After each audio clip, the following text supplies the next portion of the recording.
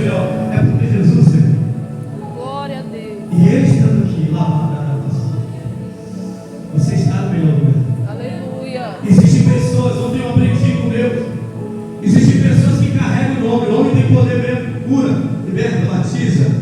O nome tem poder. Mas existem pessoas que atraem presença para um lugar. Deus me falou ontem comigo. Existem dois tipos de pessoas na igreja. Uns que usam o nome e através do nome manifestam o poder. E outros que têm experiência dentro do nome. E que muitas das vezes é mal compreendido, é mal entendido, é mal interpretado. Mas quando essa pessoa chega, coloca a mão para cantar, para louvar, faz totalmente a diferença. Elevadar a basuriana, a basura. É por isso que quando Deus começou neste culto hoje, eu estava, antes de eu ministrar essa palavra, Deus falou para mim, eu falei com Deus, eu não estou aguentando mais essa luta, eu não estou aguentando mais essa luta que eu estou passando, eu não estou aguentando mais. E Deus falava para mim assim, ó, a mensagem que eu te dei ontem da chama missionária, você vai ministrar ali. E eu aprendi, entendi que Deus estava aqui nesse lugar, porque quando ela começou a louvar, Deus começou a me levantar, Deus começou verdadeiramente a falar comigo. É por isso que ontem, quando eu recebi essa mensagem, a lágrima estava descendo. Uma pessoa enviou um louvor para mim, e aquele louvor foi suficiente para me levantar, porque o alvo do diabo nesses últimos dias é derrubar eu e você que carregamos a presença. É por isso que você está aqui, e se você está aqui, você já é um milagre de Deus. Mas para te saber que existe Deus, ainda o profeta Israel, levanta nesse calabaiaça, receba a tua cura, levanta que levantará a basuriana, labaiaça, o diabo tinha projetado uma cadeira de roda, mas assim diz o Senhor neste momento, eu estou jogando por terra essa cadeira de roda, estou derramando uma unção sobre a tua cabeça neste momento, e essa unção, a labaiaça, ainda vai te capacitar muito para você pregar muito o evangelho, para você fazer a diferença na Badaraçu. Recebe em nome de Jesus.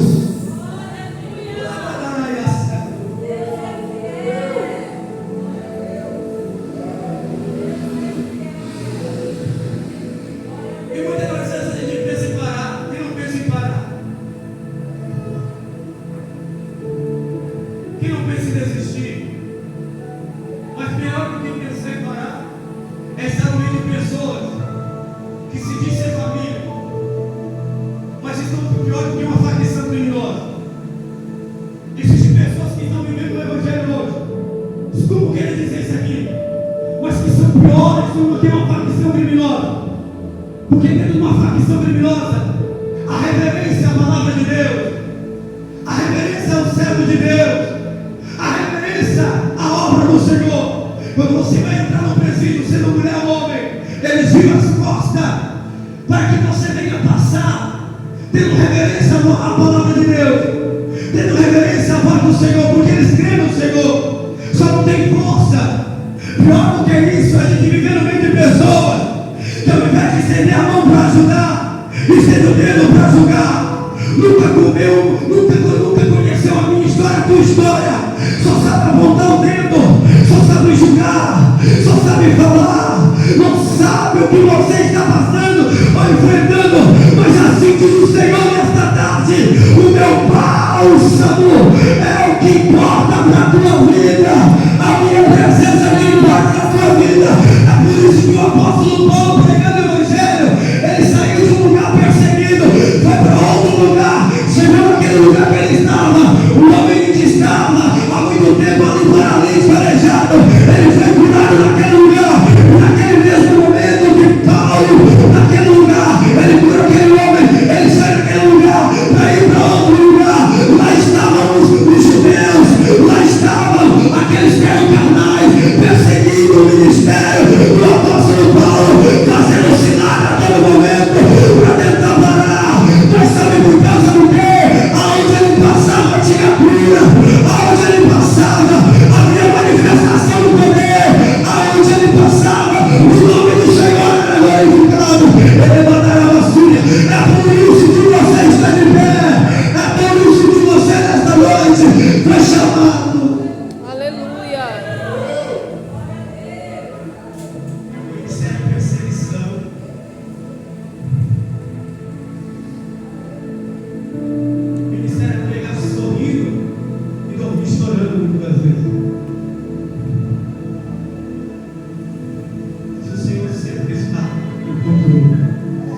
Ele está no controle da tua chamada. Ele está no controle da minha chamada, da tua chamada e da tua família. Aleluia. Mas o que me chama a atenção no ministério do apóstolo Paulo, dentro do conceito família, igreja e dias, ele passou o que passou, enfrentou o que enfrentou, mas ele andava de uma postura em que parece que não estava acontecendo nada. Parece que não estava acontecendo nada na sua vida. E nos últimos dias a gente que é cristão é desse jeito. Muitas das vezes a gente andamos com uma postura, parece que não está acontecendo nada, mas está acontecendo sim. O diabo está tentando destruir a nossa família, a nossa casa. O diabo está tentando sim destruir o nosso ministério. Mas está tudo bem para nós, porque nós sabemos que é uma chama no nosso coração. E aí o que importa é que essa chama não venha apagar. Importa é que essa chama venha continuar acesa no nosso coração. É por isso que Deus trouxe pessoas aqui para te dizer: não para a sua chamada. Não deixe o homem apagar a chama no seu coração. Porque verdadeiramente quem te chamou foi Deus. Quem te escolheu foi Deus. Quem te separou foi Deus. Não importa que o Senhor cresça na sua vida.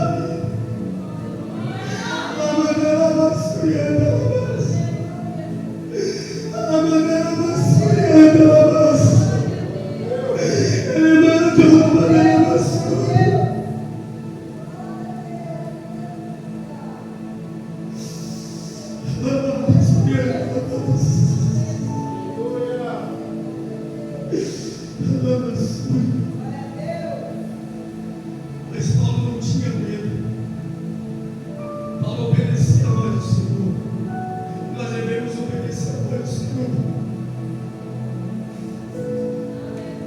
Mas não deixe ninguém apagar a chama do seu coração. Não deixe ninguém apontar o dedo e dizer que você não é ninguém. Não deixe. Não deixe ninguém com palavras maldizendo chegar na sua vida. Porque quem te escolheu foi Deus, quem te separou foi Deus. É Deus que está no controle da tua história, da tua vida. Assim como estava no controle da vida do apóstolo Paulo, assim Ele está no controle da tua vida também. É por isso que quando o apóstolo Paulo ele chega em um lugar, Paulo agora é deparado com uma grande multidão. E dentro dessa multidão lá estavam os judeus de novo. Aonde ele passava, havia pessoas querendo matar. Aonde ele passava, as pessoas queriam tentar matar o ministério dele. Mas era ele que deveria crer, que estava indo para o alto, que estava trilhando um caminho que só ele, Deus, sabia. Talvez você está trilhando esse mesmo caminho, e as pessoas não estão entendendo o que há dentro de você. Mas é Deus que colocou essa chama. E essa chama vai salvar muitas pessoas da sua vida. Essa chama vai salvar muitas pessoas da sua casa. Essa chama é que você não pode perder. Aleluia.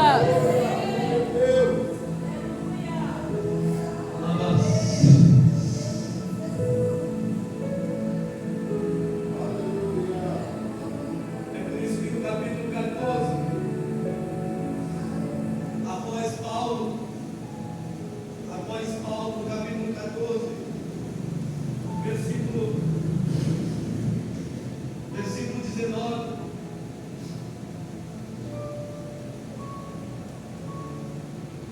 Os judeus que haviam vindo de Antioquia e de Icônia, e tendo persuadido as multidões, apedrejaram Paulo e o arrastaram para fora da cidade, supondo que estiver morto.